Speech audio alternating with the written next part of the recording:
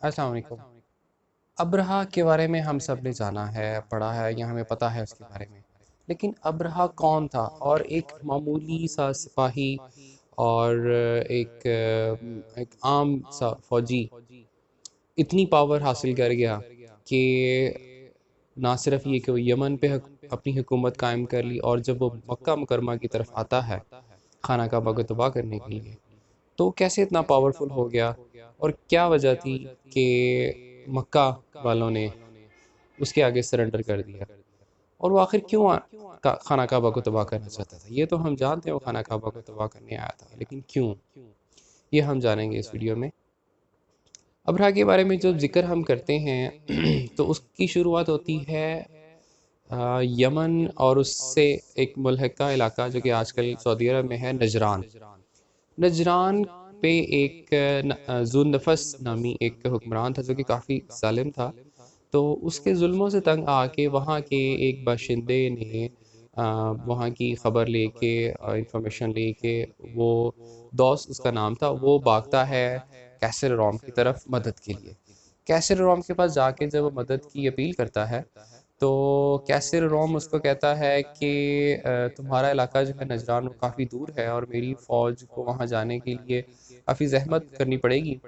تو میں تمہیں خط لکھ کے بھیجتا ہوں شاہ حبشہ نجاشی کی طرف، تو وہ میرا ہم مذہب ہے، میں اسے لکھ کے بھی دیتا ہوں، وہ تمہاری مدد کرے گا۔ سو دوست اس کے پاس جاتا ہے۔ شاہ حبشہ جو ہے وہ 70,000 کی فوج اس کے ساتھ بھیجتا ہے مدد کے لیے۔ وہ فوج جب نجران کے پاس obviously نجران کو اپروچ کرنے کے لیے ساحل پہ جب اترتی ہے، بحری جہازوں کے ذریعے آتی ہے تو وہاں اس کا مقابلہ ہوتا ہے ذو النفس کے ساتھ، اور ذو النفس جو ہے وہ لڑائی لڑتا ہے، لیکن حبشیوں کے ہاتھوں مرنے سے وہ سوسائڈ کرنے کو پریفر کرتا ہے، اور وہ سمندر میں غرق ہو کے اپنی جان دے دیتا ہے۔ جو فوج آئی تھی نجاشی کی، اس کا جو سپہ سالار تھا وہ تھا اریات، اور ابرہہ اس فوج میں تھا۔ یہاں ایک اور بھی روایت ہے جو یہ کہتی ہے کہ اریات فیل ہو گیا تھا اس بیٹل میں، تو جو اگلی کمک آئی تھی وہ ابرہہ کی لیڈرشپ میں تھی، لیکن جو ہیں راوی جو ابن اسحاق ہیں، تابعین میں سے وہ ہیں جن کو میں کوٹ کر رہا ہوں، تو وہ یہ لکھتے ہیں کہ ابرہہ جو ہے اس اریات کی فوج میں سے نکلا تھا۔ خیر، اریات نے جب ذو النفس کو شکست دی تو اس نے نجران پہ حکومت قائم کی، اور فردر اپنی حکومت کو اس نے ایکسپینڈ کر کے یمن پہ بھی قائم کر لی۔ ابرہہ اس کی فوج میں تھا، تو ابرہہ نے کچھ باقی سپاہیوں کو، کچھ فوجیوں کو اپنے ساتھ ملایا، اور ایک گروہ بندی کر کے اس نے اریات کو چیلنج کر دیا، اور وہ کہتا ہے کہ دیکھو، ہم اگر لڑتے ہیں آپس میں تو ہماری ہی فوج ہے، اور ہم آپس میں ہی لڑیں گے، ہمارے فوجی ہمارے ایک دوسرے کے ہاتھوں مارے جائیں گے، تو وائی ناٹ کہ تم اور میں ون آن ون جو ہے وہ فائٹ کرتے ہیں۔ اریات اس چیز کو ایکسیپٹ کر لیتا ہے، لیکن ابرہہ بیسیکلی چالاک اور شاطر ذہن کا آدمی تھا۔ اس نے ایک بندے کو اپنے ساتھ ملا لیا تھا کہ جب ہماری لڑائی ہو تو تم نے اریات کو جو ہے وہ مار دینا۔ ایسا ہی ہوا، جیسے ان کی لڑائی ہونے لگی تو وہ بندہ جس کو اس نے اپنے ساتھ ارینج کیا ہوا تھا، اس نے ایک سائیڈ سے اچانک حملہ کر کے اریات کو مار دیا، اور یوں ابرہہ جو ہے وہ یمن کے اوپر اس نے اپنی حکومت قائم کر لی۔ نجاشی جو کہ بیسیکلی اوورال رولر تھا،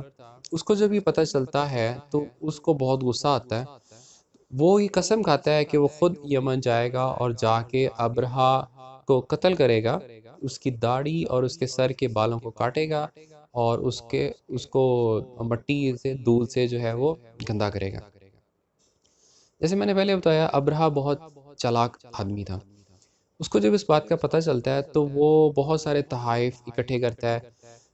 اور وہ نجاشی کو پیغام بھیجتا ہے، ساتھ کے ساتھ وہ ایک تھیلی میں اپنے داڑھی اور سر کے بال کاٹ کے ان کو گرد آلود کر کے مٹی ڈال کے ساتھ میں وہ بھی پیک کر دیتا ہے، اور اس کو بھجوا دیتا ہے۔ پیغام وہ یہ بھیجتا ہے کہ بادشاہ، مجھے پتہ چلا ہے کہ آپ نے قسم کھائی ہے کہ آپ خود آئیں گے، مجھے ماریں گے، تو بات یہ ہے اریات ایک نااہل آدمی تھا، اور اس کی وجہ سے فوج میں کافی بے چینی تھی، تو اس بے چینی کا فائدہ نہ اٹھا لے کوئی دشمن اور حبشہ کی فوج پہ قابض ہو جائے، تو میں نے اس لیے ٹیک اوور کر لیا۔ اور اب آپ نے قسم کھائی ہے مجھے مارنے کی، تو میں نے مارنے کی تو ایکسپلینیشن آپ کو دے دی، لیکن اب آپ کو اتنی دور اپنی قسم پوری کرنے کے لیے کہ آپ میرے بال کاٹیں، میں اپنے بال خود ہی کاٹ کے آپ کو بھیج رہا ہوں، اور میں نے مٹی بھی ڈال دی ہے، آپ اس کو فردر اس طرح سے کاٹ کے تو اپنی قسم پوری کر سکتے ہیں۔ نجاشی اس کی اس بات سے، اس کی اس حاضر دماغی سے بہت امپریس ہوا، اینڈ ہی ڈیسائیڈڈ کہ ابرہا جو ہے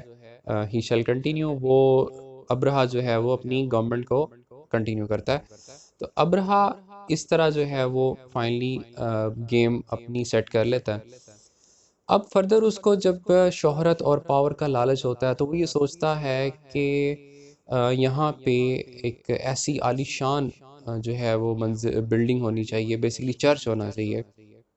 جس کی لوگ عبادت کریں خانہ کعبہ کو چھوڑ کے، اور وہ یہ چاہتا تھا کہ جو حج ہے وہ منتقل ہو جائے عرب مکہ سے یہاں پہ۔ اس نے وہ مندر اس نے وہ جو چرچ ہے وہ بنایا یمن کے شہر سنا میں، جہاں پہ آج بھی اس کی نشاندہی موجود ہے، الکلیس کے نام سے وہ جگہ آج بھی موجود ہے۔ یہ تصویر آپ کے سامنے اس جگہ کی آ رہی ہے، اور یہ آپ دیکھ سکتے ہیں، یہ جو گول باؤنڈری میں آپ کو نظر آ رہی ہے جگہ، یہ اس کی نشاندہی ہے، یہ الکلیس بھی لکھا ہوا ہے۔ تو جب مکہ والوں کو پتہ چلتا ہے کہ یہ وہ چیز ہے جو کہ سوچ رہا ہے ابرہا، تو ان لوگوں کو بڑا غصہ چڑھتا ہے اور وہ بڑے پریشان ہوتے ہیں کہ اگر ایسا ہو گیا تو کیا ہوگا، کیونکہ ان کی اکانومی کا بہت سارا جو حصہ تھا وہ ان حاجیوں کا تھا جو کہ آج کی طرح اس ٹائم بھی بڑے دور سے آتے تھے، اور وہ وہاں پہ آ کے تحائف بھی لے کے جاتے تھے، خریدتے تھے اور آگے اسپینڈ کرتے تھے۔ وہ سوچتے ہیں کہ کیا کیا جائے، ابرہا کی اس گیم سے کیسے نکلا جائے۔ تو ایونچولی ایک قبیلے کا فرد اپنے آپ کو پریزنٹ کرتا ہے، اور وہ ڈیسائیڈ کرتا ہے کہ میں وہاں جاؤں گا اور میں کچھ کروں گا اس طرح کی کہ اس کی کلیسا کی جو عزت ہے وہ معاشرے میں اہل عرب میں جو ہے وہ ختم ہو جائے۔ وہ ایک عبادت گزار کا روپ دار کے، ایک کرسچن کا روپ دار کے وہاں پہ چلا جاتا ہے، اور وہاں پہ جا کے کہتا ہے جی کہ میں بڑی دور دراز سے عبادت کے لیے آیا ہوں یہاں پہ، تو مجھے یہاں عبادت کرنے دی جائے۔ وہ وہاں عبادت کرتا ہے اور رات بھی وہاں رہنے کا اصرار کرتا ہے، اور وہ رات رہتا ہے۔ رات کو وہ جب وہاں پہ اسٹے کر رہا ہوتا ہے اس چرچ کے اندر، تو وہ اس کے اندر ہی رفع حاجت کر کے، اور وہ غلاظت جو ہے وہ اس کے در و دیوار پہ، پردوں پہ، ہر طرف وہ مل دیتا ہے، گندگی پھیلا دیتا ہے۔ اگلی صبح جب کلیسا کے کسٹوڈینز آتے ہیں تو جب اس کو کھولتے ہیں تو ہر طرف گندگی ہی ان کو ملتی ہے، تو بڑے پریشان ہوتے ہیں۔ اس بھاگ دوڑ میں، پریشانی میں، وہ عرب جو ہوتا ہے وہ وہاں سے غائب ہو جاتا ہے۔ ابرہا کو اس کی جب خبر دی جاتی ہے تو اس کو بہت غصہ چڑھتا ہے، اس کو پتہ لگتا ہے کہ یہ عرب سے ایک بندہ آیا تھا، اس نے ایسا کیا ہے، تو وہ اس وقت ارادہ کرتا ہے کہ میں اب جو ہے کعبہ جو ہے، نعوذ باللہ، میں اس کو تباہ کروں گا، ڈیمولش کروں گا، اور لہٰذا وہ اپنی فوج لے کے وہاں سے نکلتا ہے۔ اس کی فوج میں جو راستے میں اس کو ایک دو لوگ جو ہیں یمن کے قبائل جو کہ عرب کے ساتھ جن کی ایفیلیشن تھی، وہ اس کو روکنے کی کوشش کرتے ہیں، اس سے جنگ کرتے ہیں، لیکن وہ جنگ ہار جاتے ہیں، وہ قیدی کر لیے جاتے ہیں۔ ابرہا کا جو قافلہ ہے وہ طائف پہنچتا ہے۔ طائف جب پہنچتا ہے تو طائف والے بھی سرنڈر کر دیتے ہیں، وہ اس کے ساتھ جنگ نہیں کرتے۔